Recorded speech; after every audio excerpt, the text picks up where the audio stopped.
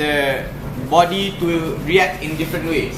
So the examples of drugs are methamphetamine, cocaine, cannabis, and so on, tobacco products, and so on. So what does the illegal drug trade mean? It means the black market dedicated to the cultivation, manufacture, and supply of drugs that are subject to drug prohibition laws.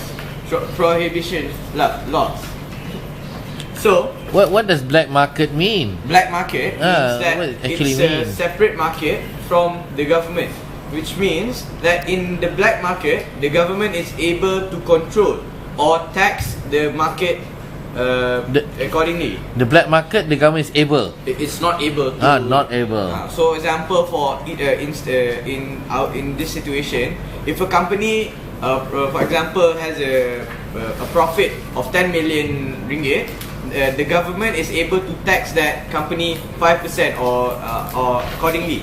But in the black market, the profit is 100% direct from the profit.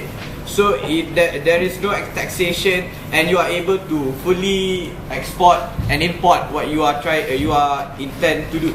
So let's look at the history of the illegal drug trade. It started in the early 19th century in China, where China has these large fields of cannabis, the thing that you call marijuana, and these sorts of plants which produce drugs. In other countries like Colombia, there are plants, there are forests where they have these manufacturing, where they have these factories where they collect leaves of a certain plant and they crush them, and then they make a paste out of it. And this paste has been dried out and heated in an oven, which can be turned into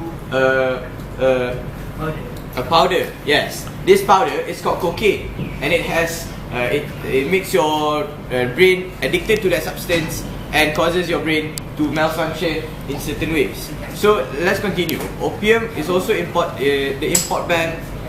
opium import banned by the Chinese government, causing the first opium war. The reason to this is the opium, which was a drug at that time, was so famous, was so used by the citizens, that it caused a backlash between the government and the society, because the society wanted drugs so much that they fought against the state in order to obtain the drugs. So this has been pursued as long as existed since the 19th century. So this led to the path to organized crime and gave rise to several cartels. So cartels are basically companies of drugs or illegal activities. So, for example, a drug cartel is the company which sells and buys drugs or produces and exports the drugs to local industries or exports it out of the country. So let's move on. So how big is the drug trade? So in the world, there are these eight drugs which are very big, which means that it has been exported a lot and has made up the market and the market was made up of all of these 8 drugs. So the reason that we know that these drugs exist is because a gentleman called El Chapo, you might have heard him. He's the main kingpin. He is the main kingpin. He's the main kingpin, or the one who is the richest, the wealthiest of all drug cartel leaders. So, in an interrogation, we knew that all of these drugs were exported by him.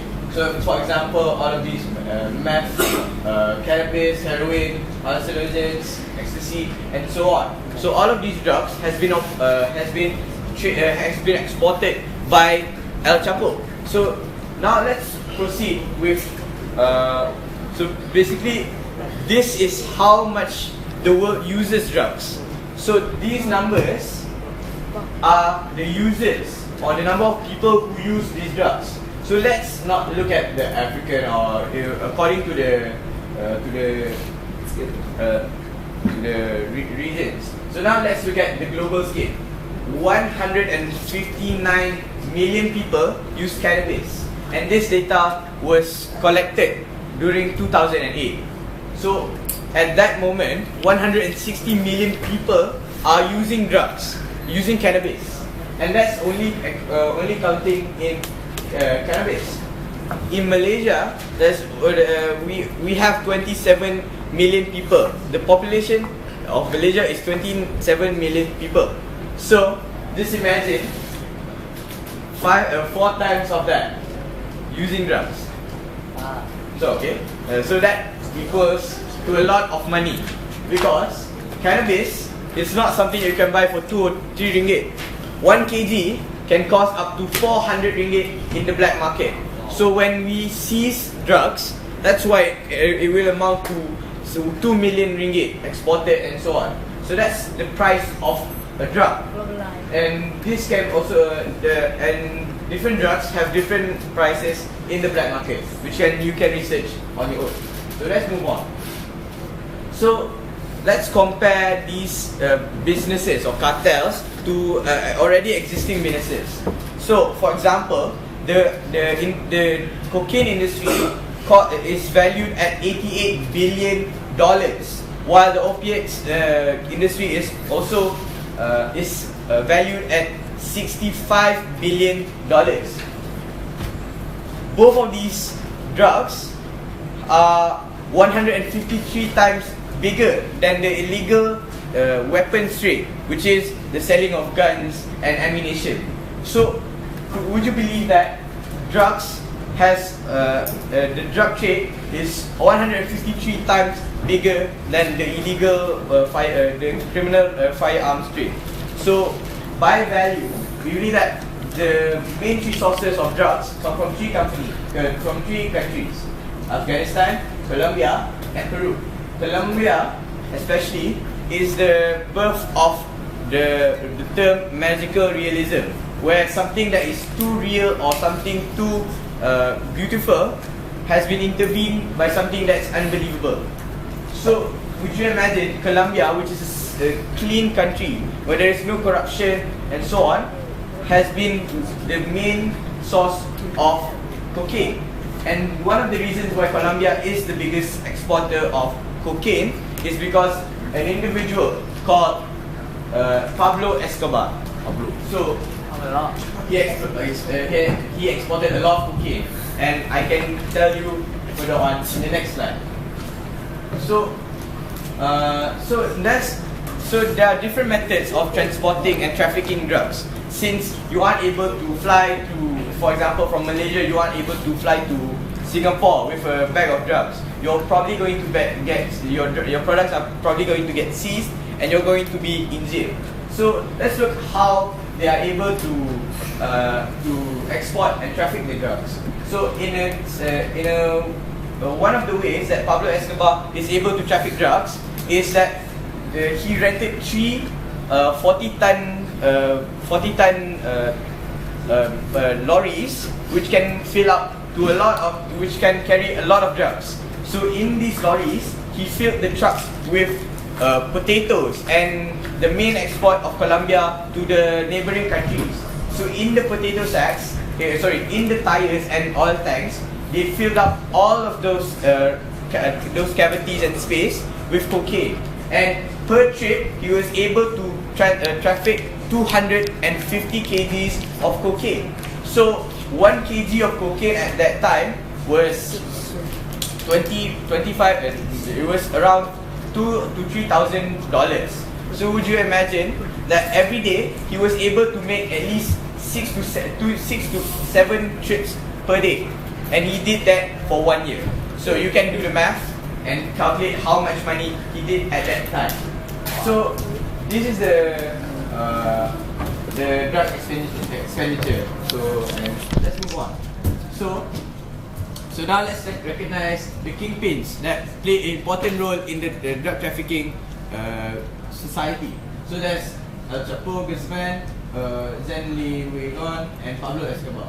So they're super duper rich.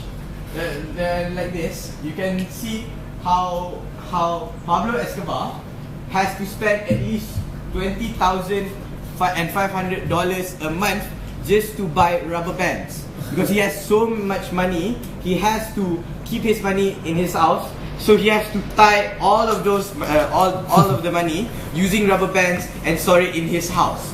So all the rubber bands used, it was $2,500 worth of rubber bands just to tie his money.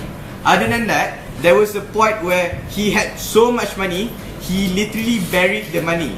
He had no place to store the money, so he digged a hole, left the money there, and in certain cases, he forgot where he put his money. He didn't care how much he lost because he made so much money at that moment. And another example is Azmi Legon. So in his time, he lost $72 million at a casino. And the good thing about that, he was gifted a Rolls Royce after that. So, and you can look at all three of their wealth, especially Pablo Escobar. He had a large fleet of planes, Learjets, helicopters, boats, and also remote control submarines, just to traffic drugs. And the largest load that has been trafficked by Pablo Escobar is sending 25 tons of cocaine on a boat. So now let's move on. So in these cartels, we have, especially these cartels, they have, which are called, some of the notorious cartels are recognized as the Falcons, the Hitmans, Lieutenants, and also drug lords. So the primary head for controlling and promoting trafficking of these operations. So currently, we can observe the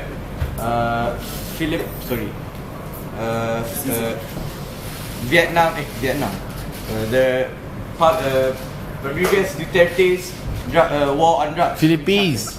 Which happens in the Philippines. And in the past, there was a drug war in Mexico. And these problems has risen because of drugs. So let's look at the effects of societies. So how when drugs are present in society, it increases the gang violence due to competition, because one cartel wants to profit over the other competition. So these cartels end up killing the other cartels in order for them to maximize their profit. So other than that, there's professional hit and murders. For example, you pay hitmen in order to kill the other kingpin in your area, so you can maximize your profit. So with all these effects of societies, you know that drugs are bad. So therefore, I believe that now we recognize how big of a problem drugs are to our society, and we believe that we should always be aware of drugs in our society and progressively try and prevent the export and import of drugs.